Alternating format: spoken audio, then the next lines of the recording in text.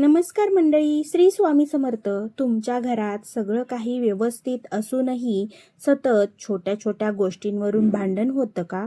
घरात कोणीतरी चिडचिड करतं, कोणाचं कोणाशी पटत नाही, वातावरणात ताण जाणवतो आणि कधी कधी असं वाटतं की घरात सुख शांती असूनही मनाला शांतता का मिळत नाही?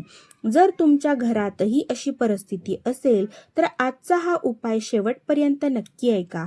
कारण आज मी तुम्हाला आपल्या परंपरेत सांगितलेला एक अतिशय सोपा आणि श्रद्धेने केला जाणारा हा पारंपरिक उपाय सांगणार आहे. हा उपाय करण्यासाठी मोठा खर्च नाही, कोणतीही कठीण पूजा नाही आणि कोणालाही त्रास देण्याची गरज नाही. फक्त श्रद्धा, स्वच्छता आणि आपल्या कुलदेवतेचे स्मरण. अशी श्रद्धा आहे की घरामध्ये सकारात्मक वातावरण निर्माण करण्यासाठी आणि मनातील अस्वस्थता कमी करण्यासाठी अशा साध्या आणि धार्मिक उपायांचा आधार घेतला जातो. म्हणून हा व्हिडिओ शेवटपर्यंत पहा, कारण शेवटी मी तुम्हाला हा उपाय कोणत्या दिवशी आणि कोणत्या पद्धतीने करायचा आहे हेही सांगणार आहे. घरातील अशांततेकडे दुर्लक्ष करू नका. कारण घर म्हणजे फक्त भिंती आणि वस्तू नाही, तर घर म्हणजे त्या घरात राहणाऱ्या माणसांच्या भावना. जेव्हा घरात सतत राग, चिडचिड, गैरसमज आणि भांडण वाढतं, तेव्हा त्या घरातील प्रत्येक व्यक्तीच्या मनावर त्याचा परिणाम होतो. म्हणून घरात शांतता निर्माण करण्यासाठी सर्वात आधी एक गोष्ट करा. घरामध्ये स्वच्छता आणि सकारात्मकता वातावरण ठेवा. सकाळी घराची स्वच्छता करून देवघर स्वच्छ करा. देवघरासमोर दिवा लावा आणि आपल्या कुलदेवतेचे मनापासून स्मरण करा. पहिला हा पारंपरिक उपाय, मिठाचा उपाय. आपल्या घरगुती परंपरेमध्ये मिठाचा उपयोग नकारात्मकता दूर करण्यासाठी केला जातो, अशी श्रद्धा आहे. एका छोट्या वाटीत खडे मीठ घ्या.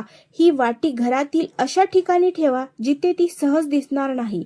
आठवड्यातून एकदा ते मीठ बदलावे, जुने मीठ घराबाहेर टाकावे. हा उपाय करताना मनात एकच भावना ठेवा, माझ्या घरातील नकारात्मकता दूर हो, घरात प्रेम, शांतता आणि समाधान नांदो. दुसरा उपाय, संध्याकाळचा दिवा. संध्याकाळची वेळ घरासाठी खूप महत्त्वाची मानली जाते. संध्याकाळी देवघरात तुपाचा किंवा तेलाचा दिवा लावा. दिवा लावताना घाई करू नका. शांत मनाने देवासमोर बसा आणि आपल्या कुलदेवतेचे स्मरण करा. त्यानंतर 11 वेळा मनात तुम्ही किंवा हळू आवाजात म्हणा, ओम श्री कुलदेवताय नमः, ओम श्री कुलदेवताय नमः, ओम श्री कुलदेवताय नमः. तुम्ही हे 11-21 वेळा म्हणू शकता. ज्यांची कुलदेवता वेगळी आहे त्यांनी आपल्या कुलदेवतेचे नाव घेऊन प्रार्थना करावी. तिसरा उपाय म्हणजे घरातील कटुता कमी करण्यासाठी.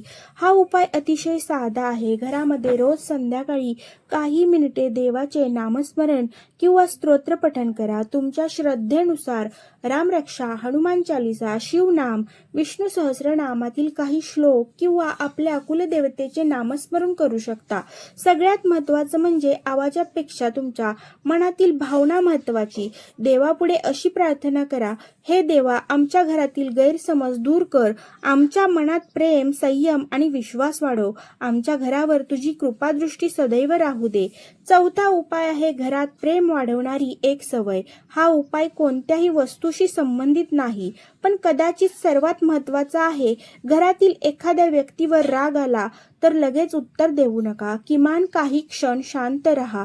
कारण अनेक वेळा मोठे भांडण एखाद्या छोट्याशा वाक्यापासून सुरू होतं. म्हणून घरातील प्रत्येक व्यक्तीने एक नियम ठेवा, रागाच्या क्षणी शब्दांवर नियंत्रण ठेवायचे. धार्मिक उपायांसोबत हा छोटासा बदल केला तर घरातील वातावरण नक्कीच अधिक शांत आणि प्रेमळ होण्यास मदत होऊ शकते. कुलदेवेची विशेष प्रार्थना. आता शेवटी आपल्या कुलदेवतेसमोर हात जोडून मनापासून प्रार्थना करा, हे माझ्या कुलदेवता, आमच्या घरावर तुझी कृपादृष्टी राहू दे. घरातील सर्व संकटे, गैरसमज आणि कटुता दूर होऊ दे. प्रत्येकाच्या मनात प्रेम, विश्वास आणि संयम वाढू दे. आमच्या घरात सुख, शांती, समाधान आणि समृद्धी नांदो. ही प्रार्थना करताना मनापासून श्रद्धा ठेवा.